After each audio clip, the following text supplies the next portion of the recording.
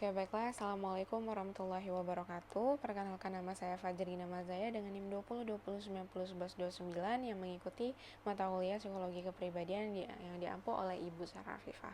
Di sini saya akan mereview jurnal artikel kepribadian psikologi skala internasional yang berjudul Personality in Action: Assessing Personality to Identify an Ideal Response Type with the Different Behavioral Tasks. Jurnal ini merupakan jurnal internasional yang bisa diakses secara terbuka oleh publik yang diterbitkan oleh Department of Psychology, University of Salzburg dari Austria. Jurnal ini diterbitkan di bulan September sampai Oktober tahun 2020 oleh Gabriela Genous, Julia M. Ortner, dan juga Thomas Scherndel. Yang saya review tanggal Sabtu 8 Juni 2024. Pada bagian abstrak, bertujuan untuk melihat bagaimana kinerja tes pada prestasi yang ditandai dengan interaksi atribut individu yang berbeda seperti ciri-ciri kepribadiannya, atau dia adakah motivasi atau gaya kognitifnya. Jadi kita tuh melihat kesuksesan seorang individu melalui kepribadian. Kemudian untuk pendahuluan, di paragraf pertama, peneliti menyebutkan beberapa penelitian sebelumnya mengenai kinerja akademis yang membahas relevansi karakteristik seorang individu. Misalnya, dia punya dampak keterampilan kognitif, seperti perhatian, fungsi eksekutif, pengendalian diri, apakah dia punya pengaturan diri, atau usaha pengendalian, pengaturan emosi, menahan kepuasan, dan juga temperamen.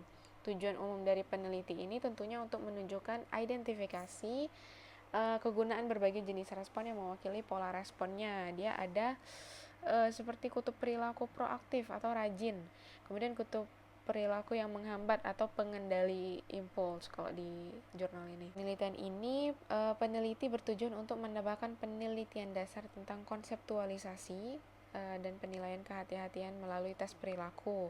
Kemudian bertujuan juga untuk menyelidiki apakah informasi perilaku dari dua tes yang berbeda tadi, yang ada kutub proaktif, yang kata kunon juga penghambat atau pengendalian impulsnya itu, apakah bisa berfungsi dengan baik.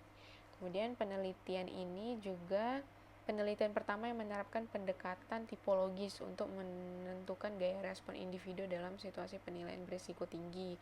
Makanya penelitian ini dieksplorasi dalam bentuk 4 tujuan. Yang pertama, untuk menguji apakah berbagai jenis kecenderungan respon reflektif dan impulsif tadi itu bisa diidentifikasi melalui tes CAT atau tes OSC.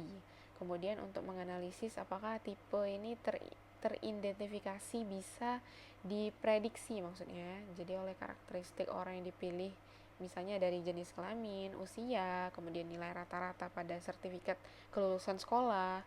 Kemudian yang ketiga itu untuk menyelidiki apakah strategi rajin atau pengendalian diri yang ekstrim itu bisa dikaitkan dengan penilaian kinerja.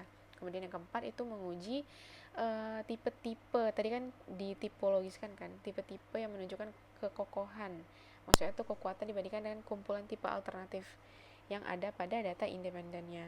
Kemudian jadi untuk mendapatkan perilaku pengerjaan tes yang relevan, peneliti menggunakan dua tes pertama, yang tadi CAT, kemudian tes OSC.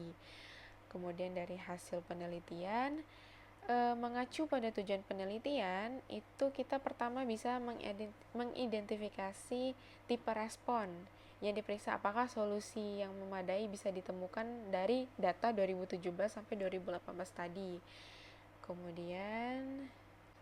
Kemudian kesimpulan dari jurnal yang saya review, ada big data ya. Big data ini berfungsi sebagai titik awal untuk menyelidiki nilai indikator perilaku individu yang dikombinasikan untuk penelitian kepribadian. Jadi big data ini kayak informasi yang real time tentang kepribadian individu tersebut, yang kita kumpulkan dalam bentuk format data nantinya di penelitian itu. Mungkin itu saja review jurnal internasional dari saya. Mohon maaf apabila adalah salah kata. Wabillahi taufiq wal hidayah. Wassalamualaikum warahmatullahi wabarakatuh.